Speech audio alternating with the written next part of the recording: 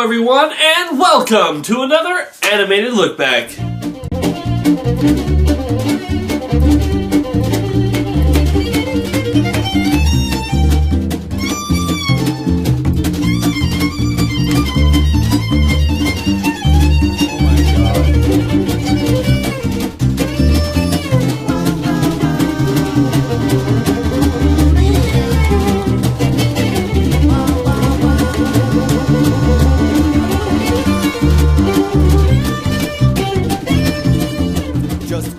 The story of Moses involves murder, people suffering many plagues, slavery, and lots of baby killings. Sounds like an animated musical to me. The Prince of Egypt was Dreamworks' second animated movie, and the first one that wasn't made because of revenge. It was also their first 2D animated movie because, while 3D was a big thing at the time, it hadn't really taken over as the de facto ruler of animation just yet. But more importantly, Dreamworks hadn't really formed an identity yet, and they really wouldn't establish their identity until their fifth film. My point being, you would never see modern-day Dreamworks going this direction. Now, even though not all of Dreamworks movies are like Shrek, they all fit into a certain style that says Dreamworks. Prince of Egypt has moments that feel like Dreamworks. Come on, Moses, admit it, you've always looked up to me. Yes, but it's not much of a view. But for the most part, it feels like nothing like a modern Dreamworks film. But in any case, let's take a look at the movie that I watched during Sunday school. This is my review of Prince of Egypt. So the first thing that I want to say about the Prince of Egypt is that the animation is amazing. This is top-of-the-line work here for its time. And heck, still stands up today. The standouts, I would say, are the work on the backgrounds, because they really do a good job of making the size and scope of Egypt come alive to you. And they always have something either in the background or foreground that's always moving, just so you get a feel like this world is alive. There's never a moment where you can just see that the background is still. They always want to keep the world alive. Plus, when they need to do epic stuff, it feels epic. The burning bush is nothing like I imagined it when I was a child, and yet the way that they animate it, it just feels like it's giving off this holy energy that fully fits the mood of the scene. The plagues, while most of them are rushed through with a song, they still look pretty dang epic. And then the parting of the Red Sea. Now, again, as a Christian, I always grew up with an idea of what that would look like. You know, I read so many storybooks, and they all kind of had the same similar type of design of the parting of the Red Sea. But this movie, the way it shows it, looks nothing like I imagined it as a kid, but a million times better.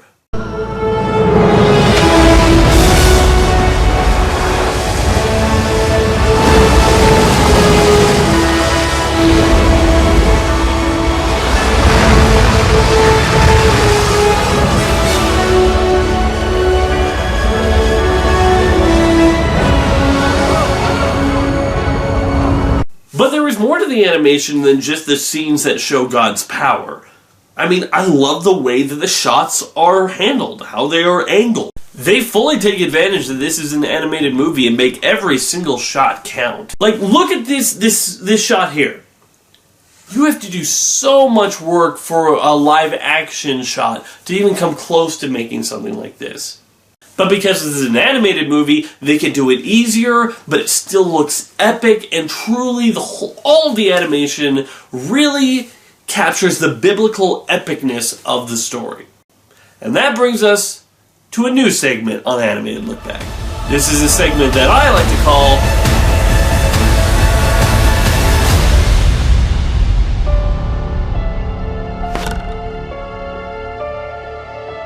This is the part of the review where I quickly go over things that they either got wrong or changed from the original story. So let's see how accurate this movie was. Moses was adopted by Pharaoh's daughter, not Pharaoh's wife. Moses' sister actually went up to Pharaoh's daughter and asked her if she wanted her to find a Hebrew woman to raise the kid, and she said yes. So Moses was still raised by his mother till he was old enough to live in the palace. So he always knew he was a Hebrew and who his family was. He actually killed the slaver in secret and then ran away when the secret got loose. Moses was not a great public speaker, so while he did perform God's works, it was actually his brother Aaron who did most of the talking. Which, thinking about it now, since they had Jeff Goldblum voice Aaron, that might have been a good change. Pharaoh, yes, nice for you to invite us to your lovely, lovely castle. Anyway, we were wondering if you would be so kind to let our people go just for, like a long time, forever.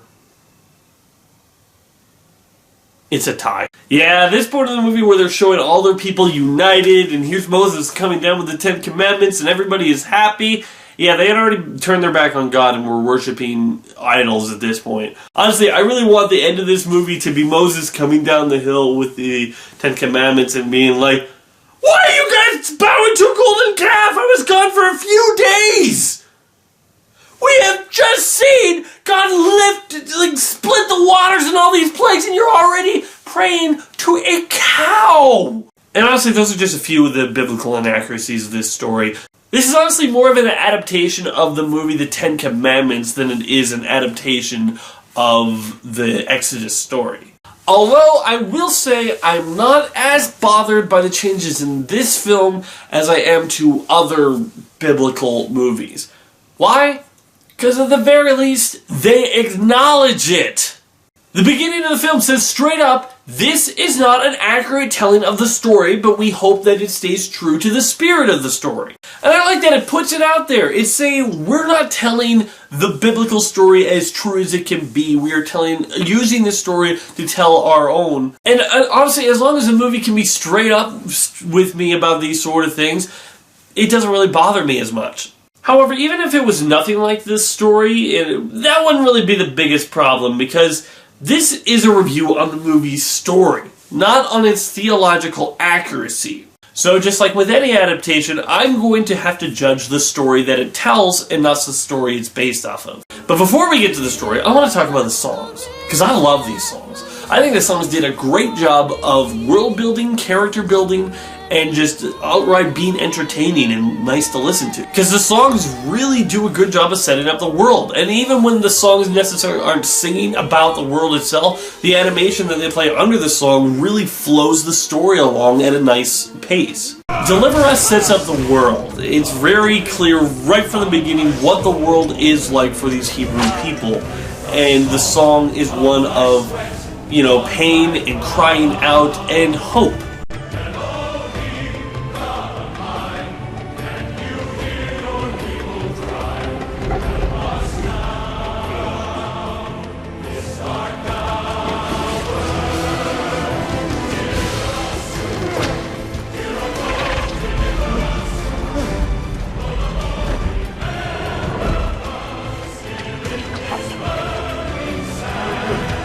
And just by listening to it, we can tell exactly what their situation is and what's going on. Flick Through Heaven's Eyes is a nice song, and the animation of it, the storytelling in that song, really sets up what Moses' life becomes after he leaves Egypt. And, it's just a nice song. So how can you see what your life is worth, or where your value lies? You can never see through the eyes of man. You must look at your life. Look at your life through heaven's eyes. A song how, everyone has a place and you can never fully see what our place is in the grand design until, it's fully made. You're Playing with the Big Boys Now is one of the few songs that feels a little out of place. Like, honestly, it feels dated. The rest of the songs feel pretty timeless, but saying you're playing with the big boys, honestly, it feels really early 2000s. You'll know what power is when we are done, son. You're playing with the big boys now. Playing with the big boys now. Oh, that's pretty. Every spell and gesture Tells you who's the best. You're playing with the big boys now. Yeah, you want to mess with the big boys? Like, that doesn't feel like something they were saying in ancient Egypt. Still, I would be lying to say if I dislike this song. Sure, it's out of place, it feels dated, and doesn't really fit with the rest of the songs. I still like it. I can't help it. What can I say? I like the tune and the way they animate the song. It's really fun to watch. The songs that I just find okay are All I Ever Wanted, which is basically just Moses singing a denial song. Like, no, I'm not Hebrew, this is all I ever wanted, oh crap, my dad did a bad thing. And it's fine, but it just doesn't have, like, the verses or, tune that really makes me would want to sing it again, And then There Can Be Miracles. Like, this song, it's a nice song, and, it has a good tune. I just, it's just not one that gets me going. I don't know, maybe I just like a little bit more of a tempo. I mean, the song does a good job of embodying the hope of the Israelites in finally being able to leave. And you know what, they even include a verse in Hebrew, which I actually think is really cool. I always like when they do this sort of thing, even if I can't sing along with it. And then there is the song The Plagues. In one sense, you could say that this doesn't really portray the plagues exactly right. I mean, they're not in the right order. It looks like they all happened all at once, and biblically, it skips stuff. But that doesn't really matter to me, because this is my favorite song in the film. This was my home. All this pain and devastation, how it tortures me inside. All the innocent who suffer from your stubbornness and pride.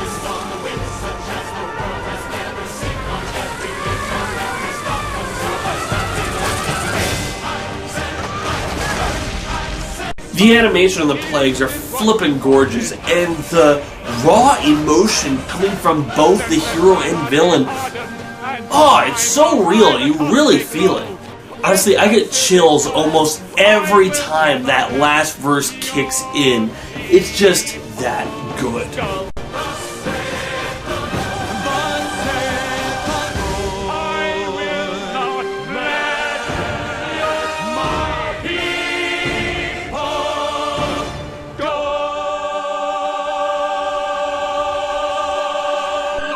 I feel like it's the most epic out of all the songs, and it just hits you in the right emotional spot. Now we gotta talk about the story. And I think it handles itself pretty well. And mostly because they didn't sugarcoat anything. I mean, the movie starts with slavery and baby killing. And that's not even the end of it, as there's another set of dead babies along the way! The Bible is a very violent book. And if you don't believe that's true, well, let me just tell you something. You know David and Goliath? David swung a slingshot and threw it and hit a giant on the head and knocked him down? Well, guess what he did afterwards? He picked up Goliath's sword and cut off Goliath's head with it. Yeah, you're not going to see that in the VeggieTales specials. But they go all in. Dead children, brutal slavery, heck, we even see somebody murdered, and that's by our main hero. But they just go to the right level, they tell it, they don't sugarcoat it, but they don't, darken it to the place where, it should be rated R. This is still, they put it to the right era with it. It's not sugarcoated, but to the part where you can show it to your kids. And you know what? I respect the way that they did it. But one of the things you might notice if you watch this film is that you'll probably be hearing a lot of familiar voices in it. I mean, seriously, every character in this movie is played by a name actor. Someone who you should know of. Even the very tiny roles. We got Val Kilmer as Moses, Ray Fiennes as Ramses, Sandra Bullock as Miriam, Jeff Goldblum as Aaron, Michelle Pfeiffer is his wife Zipporah, and Steve Martin and Martin Short are the priests of the Pharaoh. Now, you might be like, okay, well, that's a lot of, big names, but, nothing too surprising. I'm not done yet! We also got Danny Glover playing Jethro, who has, one scene or two scenes where he's talking, and then his voice singer takes over for him.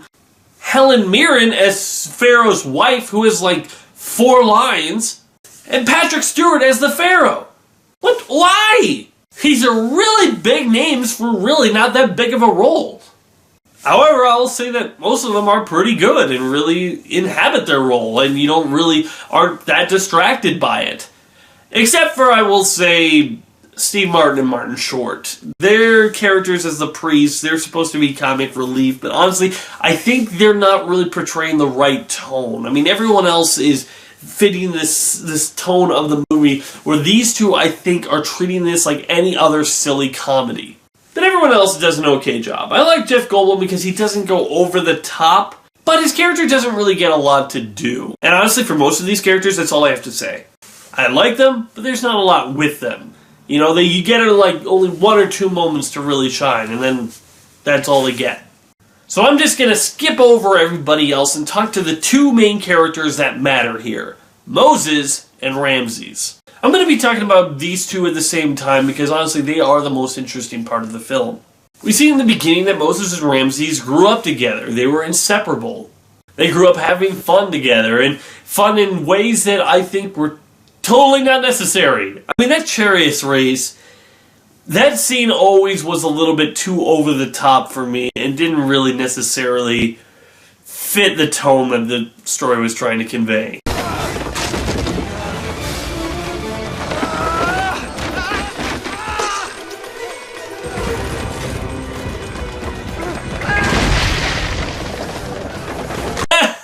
He made us smile. That slave was probably beaten to death after that.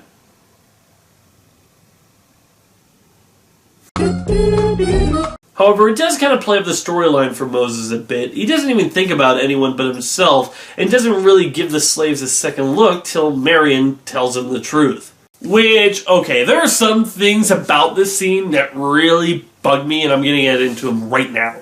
1. Why would she think he remembered his past? He was a baby, for crying out loud. But how could he not notice that he looked really different from the rest of his family?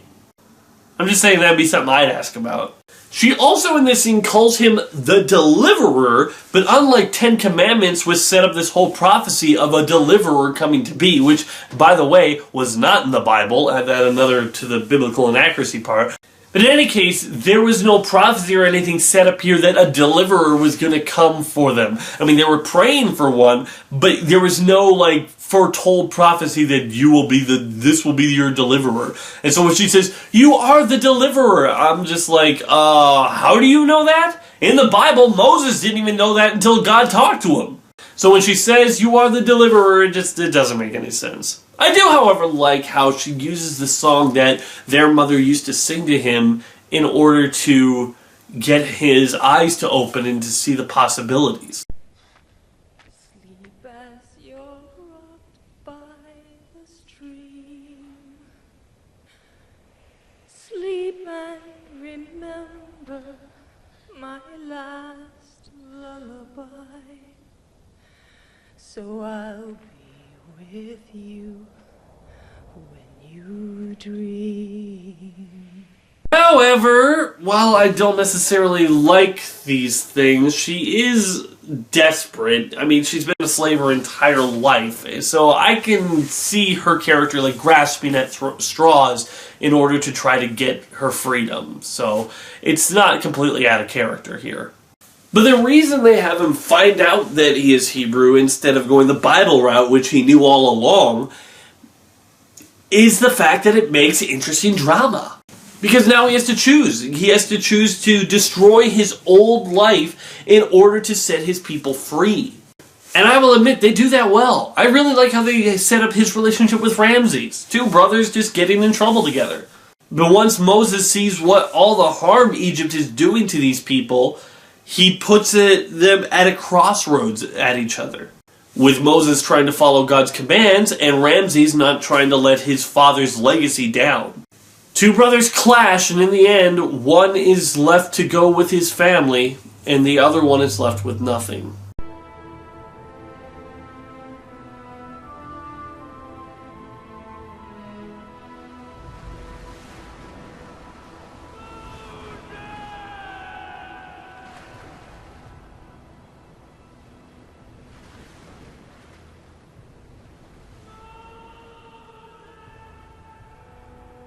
Although, hey, Ramses, don't feel too bad. I mean, they're going to be wandering around that desert for 40 years, so don't even worry about it. They really do a good job of making you like Ramses in the beginning, and then, having to deal with him as a villain in the end. You Hebrews have been nothing but trouble. My father had the right idea about how to deal with your people. Ramesses. And I think it's time I finished the job. Ramesses. And there shall be a great cry in all of Egypt, such as never has been or ever will be again. And speaking about just Moses for a bit, I think Val Kilmer does a good job. He really does show the vulnerability of Moses and how human he really was. A lot of the times, people like to view these people in the Bible as the most bravest, strongest people ever, but honestly, they're just as human as you and me. And Val Kilmer does a good job portraying the emotions and the vulnerability that Moses is in and the tough decisions he has to make. And the animation with his performance does just a great job showing his struggles. And I want to take a moment to back up to that scene in the burning bush, because this scene is one of my favorites. I love how, as soon as he knows it's God, he takes his shoes off and throws them as far away as he can. And the voice that Moses hears is his own voice coming back at him. I mean, he never really says that. He's like, why am I hearing my voice? But it's a really creative thing how God speaks to us through our own voices and through the voices of others. And it is really creative, but here I think it's just the perfect blend of music, animation, and atmosphere. Oh man, I haven't even mentioned yet, but Hans Zimmer did the score for this movie, and it is incredible. He does amazing work throughout this whole film and makes the epic scenes look even more epic because of his amazing music. But I think the highlight moment is in this scene, where through the animation, the acting, and the music, we feel the full range of what God's power can be. The Savior. So I have come down to deliver them out of slavery and bring them to a good land. A land flowing with milk and honey. Pure power. Who made man's power? Who made the deaf, the mute, the seeing, or the blind? Did not I? Now go! Kind.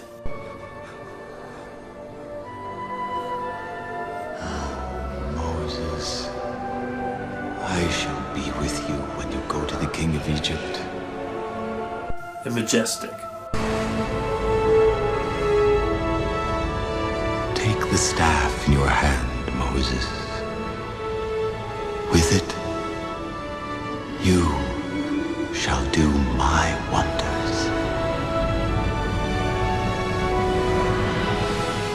I shall be with you, Moses.